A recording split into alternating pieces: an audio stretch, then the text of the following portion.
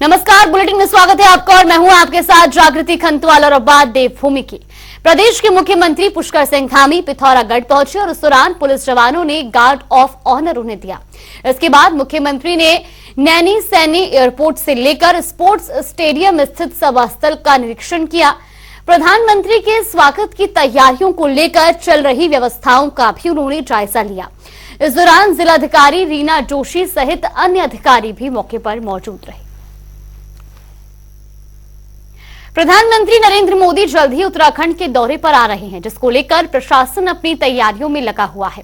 इसी कड़ी में केंद्रीय रक्षा एवं पर्यटन राज्य मंत्री अजय भट्ट ने तैयारियों का जायजा लिया। उन्होंने कहा कि ये पहली बार है जब कोई प्रधानमंत्री आदि कैलाश दौरे पर आ रहे हैं। इस दौरे से पूरे कुमाऊं मंडल को काफी फायदा मिलेगा। इसके साथ ही उन्होंने विपक्ष की ओर से उठाए जा रहे सवालों पर भी पलटवार किया। आपका यही रुके हैं। पूरे उत्तराखंड में खुशी की लहर है और बॉर्डर एरिया के लोग, पिथौरागढ़ जिले के लोग, सभी लोग पलक पावड़े बिछाकर प्रधानमंत्री जी का इंतज़ार कर रहे हैं। मैं खुद बॉर्डर इलाकों से आया हूं, देख के पहली बार इस तरह से माननीय प्रधानमंत्री पहले व्यक्ति होंगे जो आदि कैलाश तक जाएंगे। कभी कोई प्रधानमंत्री आज तक नहीं पहुंचे हैं। तब तो जो ऐसा कह रहे हैं उनको अपनी सरकारी गाड़ी सबसे पहले छोड़ देनी चाहिए, पैदल ही चलना चाहिए। भाई अगर माननीय प्रधानमंत्री देश के कहीं जाएंगे, जो कभी नहीं गया आज तक प्रधानमंत्री, कोई प्रधानमंत्री नहीं गए इतने दूर बॉर्डर इलाके में, तो इसमें नाराजगी क्या बात है? क्या पैदल जाएंगे? मुझे बताइए, क्या हिमालय में पैदल चढ़ेंगे? जो सिस्टम है उस सिस्टम में ऐसे सवाल उठाना, स्वागत के बजाय ऐसा कह के भ्रम फैलाना, ये बहुत अच्छी टैक्टिस कांग्रेस की और विपक्ष की नहीं है। इसीलिए रसातल को भी जा रहे हैं। काशीपुर में कांग्रेस कार्यकर्ता सम्मेलन का आयोजन किया गया, जिसमें कांग्रेस प्रदेशाध्यक्ष करण महरा शामिल हुए। इसके साथ ही करण महरा ने आगामी लोकसभा चुनाव को लेकर विधायकों की बैठक ली, जिसमें पार्टी को जमीनी स्तर से मजबूत करने पर चर्चा की गई। तो वहीं बैठक के बाद करण महरा ने कहा कि बीजेपी केंद्र और राज्य में पूरी तरह फेल हो चुकी है, अब भविष्य कांग्रेस का है। राजनीतिक कुछ काम होते हैं जिनको उसमें किया जाएगा। बूथ कमेटियों के बारे में बात होनी है, बीएलएस के बारे में बात होनी है, आगे के प्रोग्राम्स के बारे में बात होनी है। और अभी तक जो काम इनको 14-15 महीने में दिए गए थे उनकी आज समीक्षा भी हो रही है कि जिलाध्यक्षों को और महानगर अध्यक्षों को जो काम दिए गए थे वो कितने हुए, और आगे की कांग्रेस की रणनीति पे, मंडलम अध्यक्षों के और मंडलम की नियुक्ति पे भी आज चर्चा होगी। कांग्रेस ने जो आज यहाँ पर कार्यकर्ताओं के साथ, साथियों के साथ संवाद और संपर्क स्थापित किया है, निश्चित रूप से कांग्रेस को एक ताकत, हमारी ताकत कांग्रेस के कार्यकर्ता, साथी, सहयोगी हैं। और काशीपुर का एक इतिहास है, कांग्रेस का इतिहास। और काशीपुर में जिस तरह से स्वर्गीय नारायण दत्त तिवारी जी, स्वर्गीय श्री सत्येंद्र गुड़िया जी ने उस परंपरा को आगे बढ़ाने का काम किया, लेकिन पिछले वर्षों में देखने को मिला है कि कांग्रेस यहाँ पर कमज़ोर हुई है। और आज इस कांग्रेस इस काशीपुर की पवित्र धरती से एक 2024 के चुनाव की तैयारी में का शुभारंभ करने जा रही है। और मुझे विश्वास है कि जिस तरह से माहौल देखने को मिल रहा है, पूरे देश का वातावरण बदल रहा है, लोगों में जो जिस तरह से लोगों को, देश को बांटने की कोशिश की गई है, समाज को बांटने की कोशिश की गई है। उत्तराखंड के मुख्यमंत्री पुष्कर सिंह धामी ने प्रदेश में संचालित हो रहे सभी मदरसों के सत्यापन कराए जाने के निर्देश दिए हैं। उन्होंने कहा कि जिन मदरसों में गड़बड़ियां पाई जाती हैं और बच्चों के साथ अनैतिक व्यवहार किया जाता है, उन पर सख्त कार्रवाई की जाए। आपको बता दें कि प्रदेश में कई जगहों पर अवैध रूप से मदरसों का संचालन किया जा रहा है। इन मदरसों में पढ़ने वाले बच्चों के साथ अमानवीय कृत्य की घटनाएं भी सामने आती रही हैं।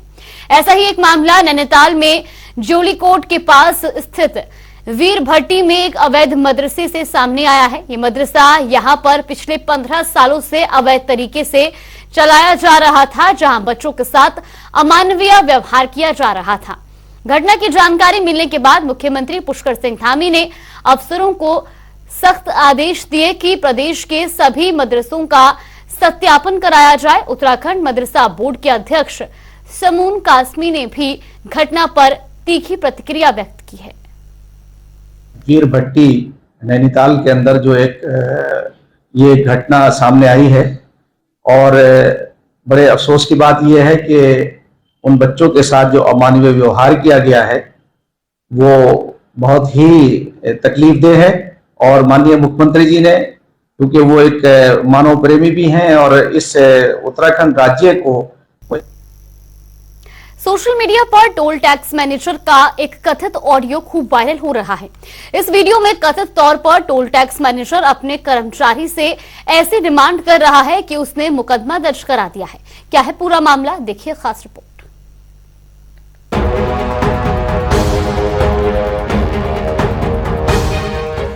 इन दिनों सोशल मीडिया पर एक ऑडियो वायरल हो रहा है। इस ऑडियो को Kashipur toll tax manager Pankaj Dubey का बताया जा रहा है। Toll tax manager Pankaj Dubey की ओर से एक व्यक्ति को कॉल की जाती है और उससे लड़की की फरमाइश की जाती है। जब दीपक ने इस हवस के पुजारी को बताया कि लड़की की कोई व्यवस्था नहीं है, तो पंकज दुबे ने गांव और आसपास की लड़की को उठाने तक का कह डाला। सुनिए ऑडियो। ठीक है, तुम किसी काम के नहीं हो ना, मैटर ये है। बताओ। अरे बताएं क्या, कोई व्यवस्था ही नहीं है तुम्हारे पास? बताओ तो सही, पता चले हमें। आता हूँ, 1 बजे फोन करूंगा, फोन उठाना, व्यवस्था रख के रखना अपने पास। पीने की कर दिए ना छोटी बात।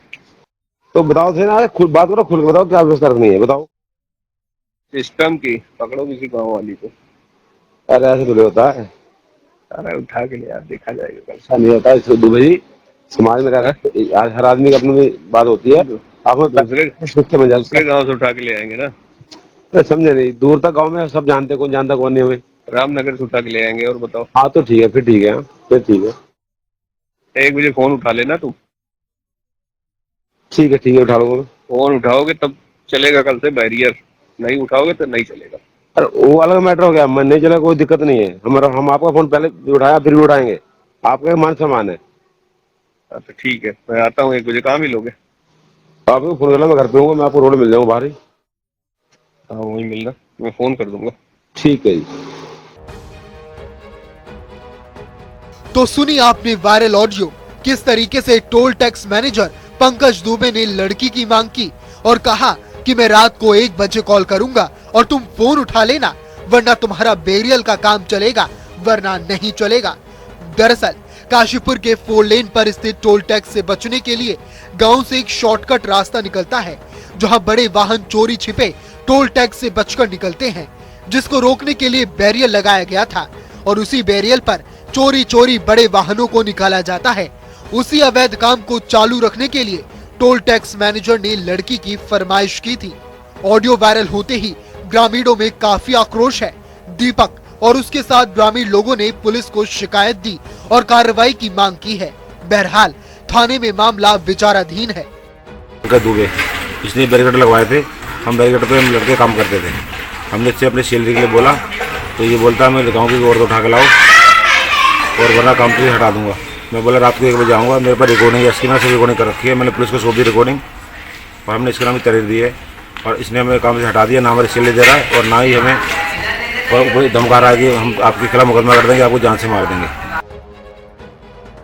वहीं पुलिस क्षेत्राधिकारी वंदना वर्मा ने बताया कि ये 2 दिन पुरानी घटना है, जिसमें पीड़ित की ओर से तहरीर देकर आरोप लगाया गया है कि टोल टैक्स पर जो मैनेजर पंकज दुबे है, उन्होंने उनके पास फोन किया और उनके साथ अभद्रता की गई और गाली गलौज के साथ ही महिलाओं को लेकर अभद्र टिप्पणी भी की, जिसमें एक रिकॉर्डिंग भी पीड़ित ने मुहैया करवाई है, जिसके आधार पर toll tax manager Pankaj Dubey के खिलाफ मुकदमा दर्ज कर लिया गया है और जांच कर आगे की कार्रवाई की जाएगी।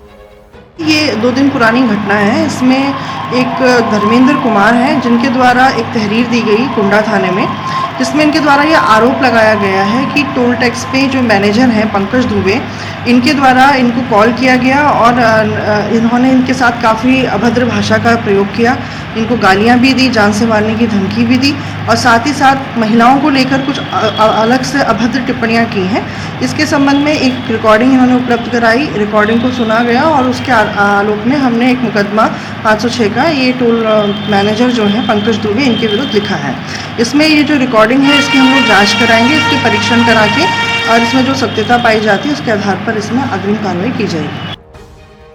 ऐसे में आप अंदाजा लगा सकते हैं कि दूसरों की घरों की इज्जत को उठाकर अपनी हवस पूरी करने की बात करने वाला समाज के लिए कितना घातक हो सकता है।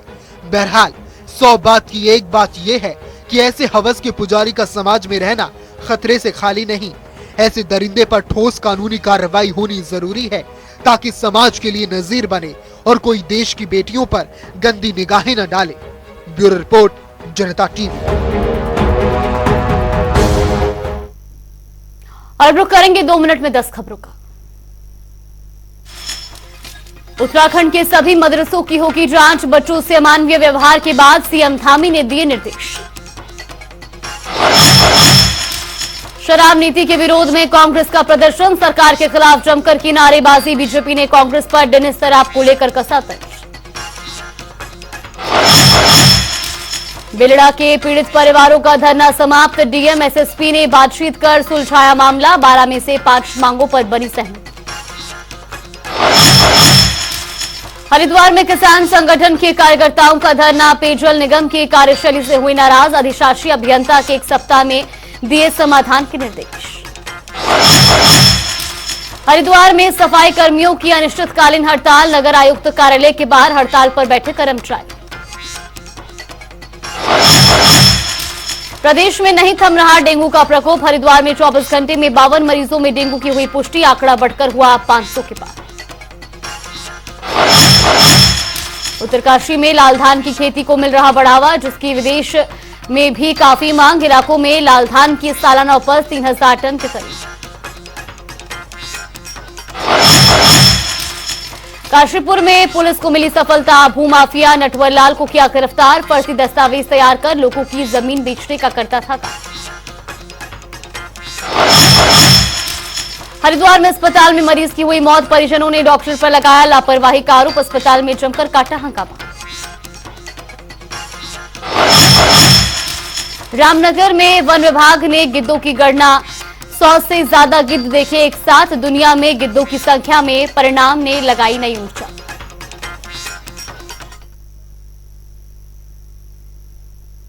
चलिए देवभूमि की खबरों में फिलहाल के लिए बस इतना ही, यहां पर रुकते हैं छोटे से ब्रेक के लिए।